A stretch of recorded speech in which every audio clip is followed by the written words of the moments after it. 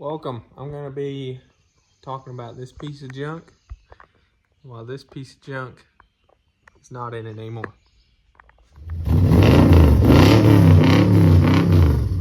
On Fetch with Fetch and Fords right here. If you don't follow me on Instagram, I'm on there. Facebook, TikTok, just random content and stuff. Updates on my truck here. I'm starting YouTube, so just see where it goes. I'm going to be talking about why I'm pulling the big block in my truck and where we're going with it. So here we go. So as you can see, I've got an AC condenser, but it ain't touching the tire. So, but front rad support, grill, everything's removed because I pulled the big block out of it. So if you follow me, you knew what it had in it, but if you don't, it was a 501 big block Ford, and I have Crown Vic front end, the backyard custom boxes, and that is a 2017 Ford Mustang GT rack and Andrew Peterson's kit. Mount it. Borgeson steering shaft. I'll get into detail about why that is like that. And yeah, that's pretty much it for up here. Cold case radiator, their electric fan set up, vintage air, which is all that.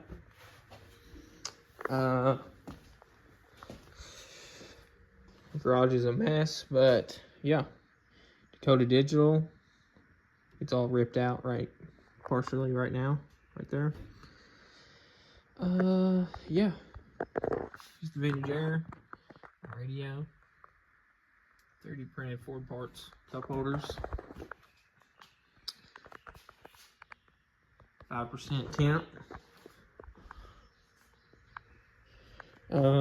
Yeah, so 15 by 10, 275/60 Nitto drag radials, because I thought I was building a race truck. And that's a 17 by 7, a 0 offset front tire. And it didn't rub. That's just every once in a while the tire would bump with as low as it set with the big block in it. But I have 1/4-inch spacers because I had fender well headers that came through here, and they're rubbing. So with the 1/4-inch spacer, it did. But now I can take that off since it's not gonna have that anymore.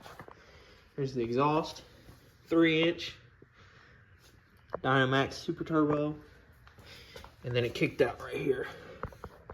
Cow track set up, leaves with the helper spring removed.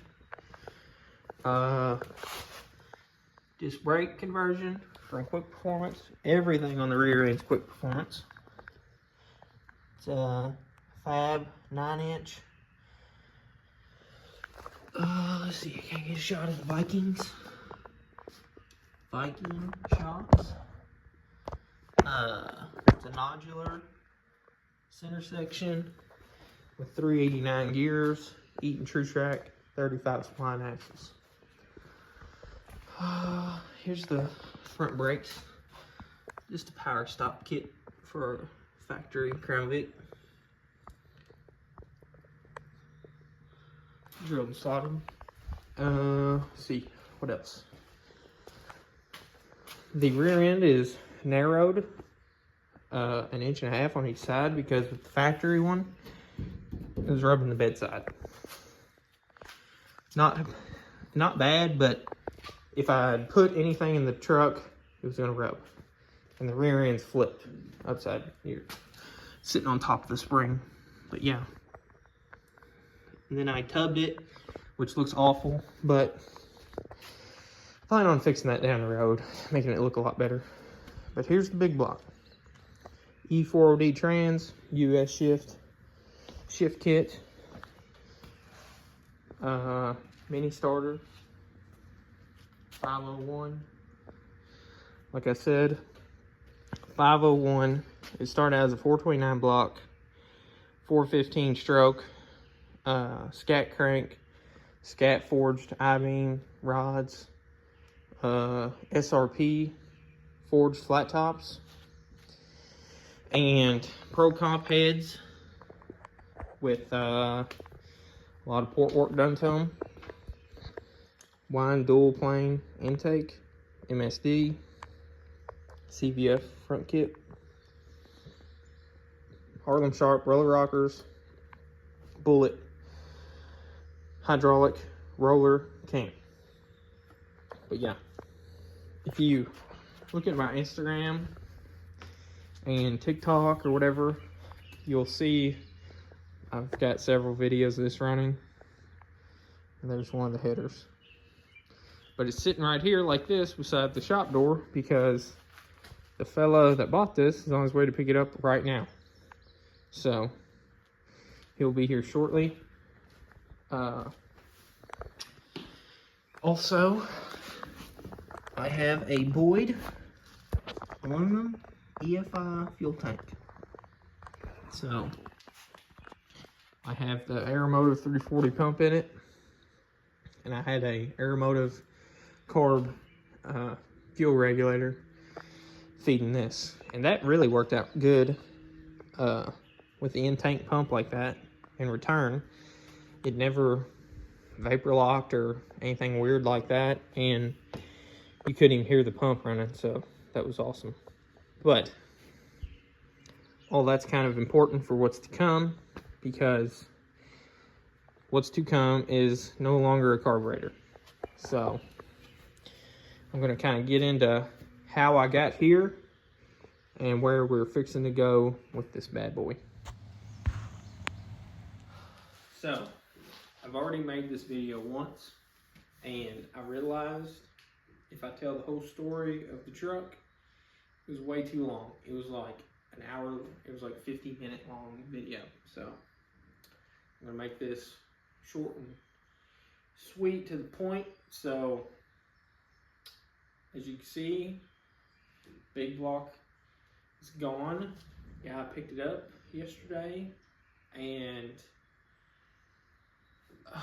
there was a lot of issues, so a lot of issues with building it. If you follow me, had seen how many times I've had to yank it out of the truck.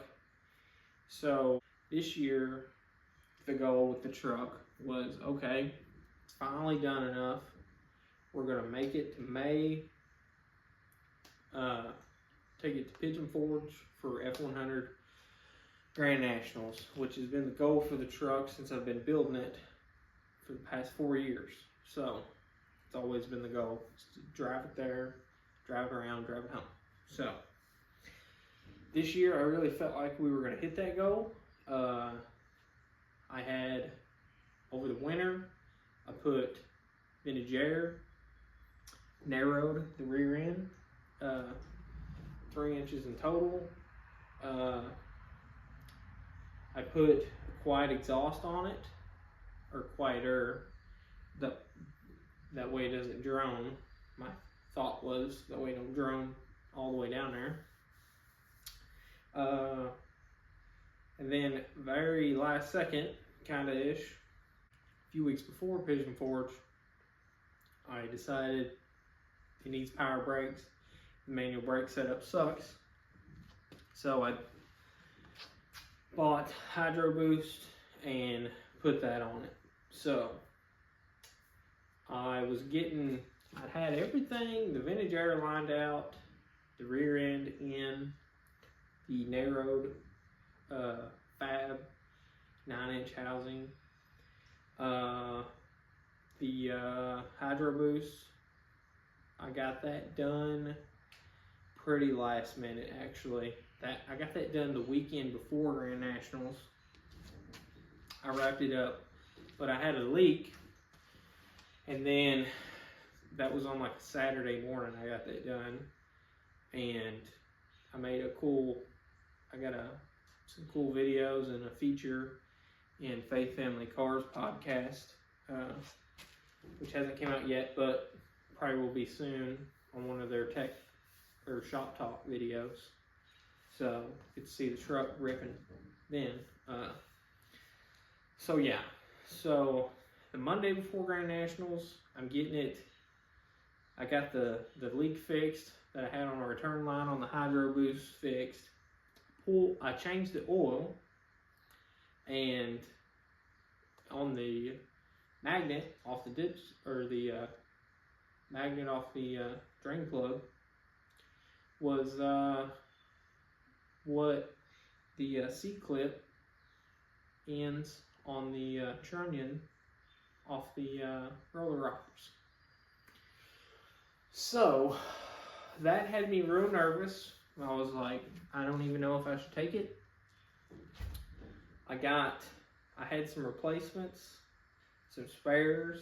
I swapped them, and I got the leak fixed on the Hydro Boost, and it was okay.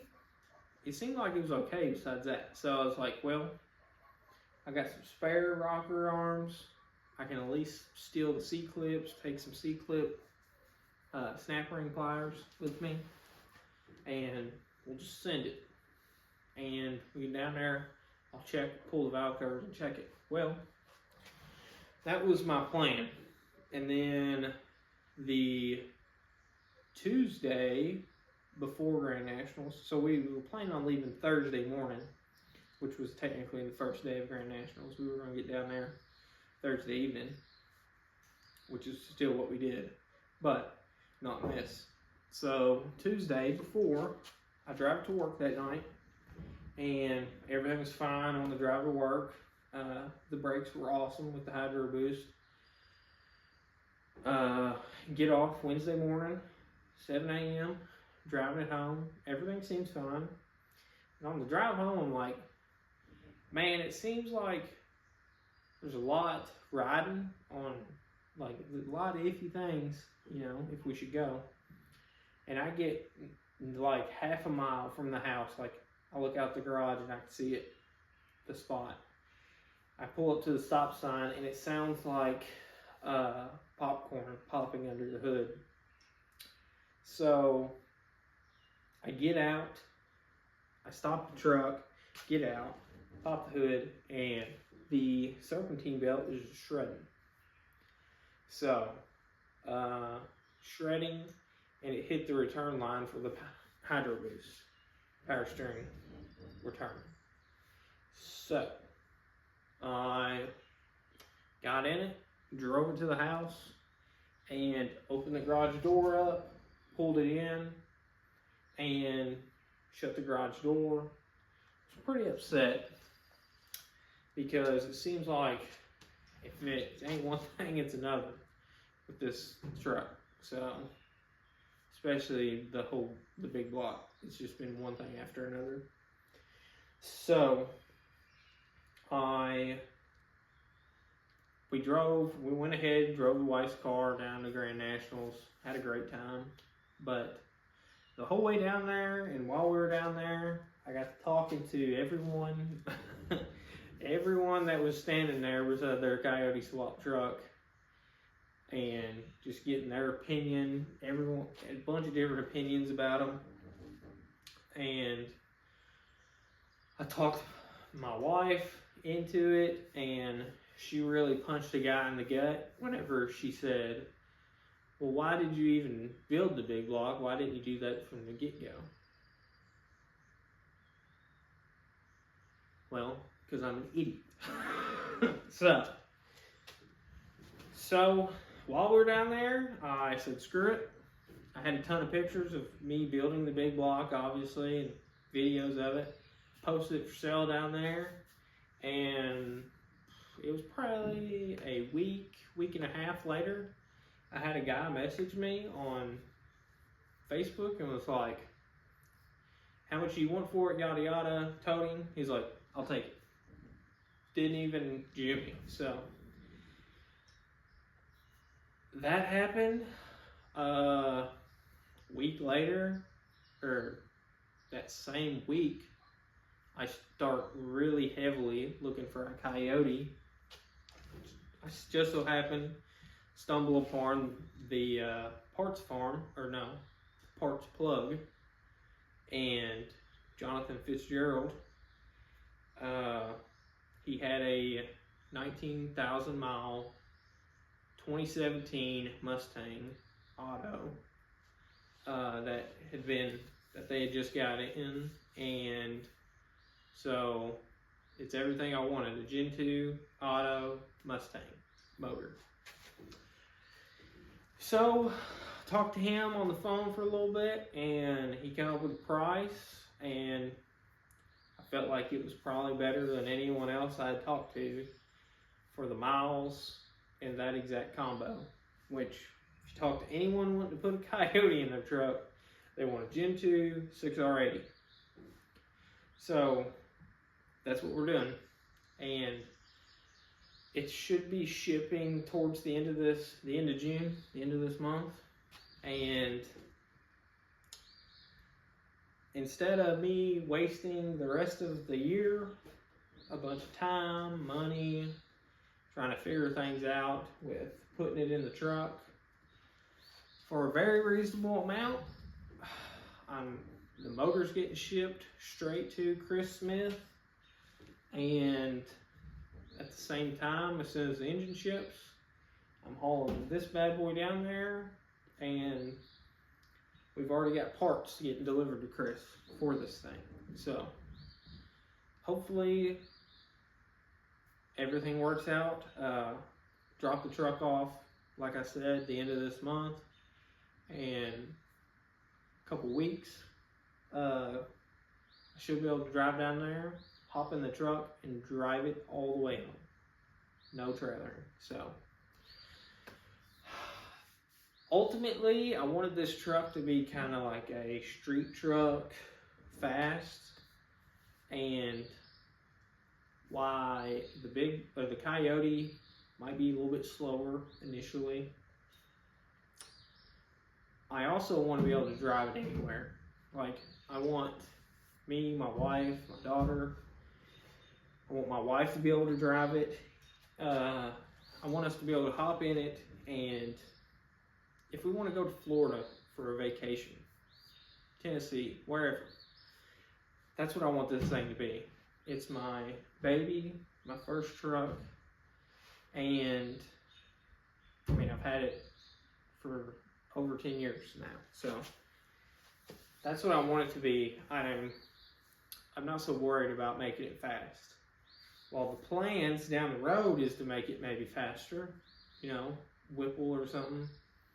That's the end goal, but I still, even if I do that, I still want the truck to drive wherever, and it'll get 20 miles to the gallon on pump gas. So the big block could have never done that. But yeah, it sucks. I spent so much time building that thing, getting it figured out, getting so many things figured out with the E4OD. It's really bittersweet to see it go, but I cannot wait for this thing. It's going to be a whole nother, it's going to be so much better overall.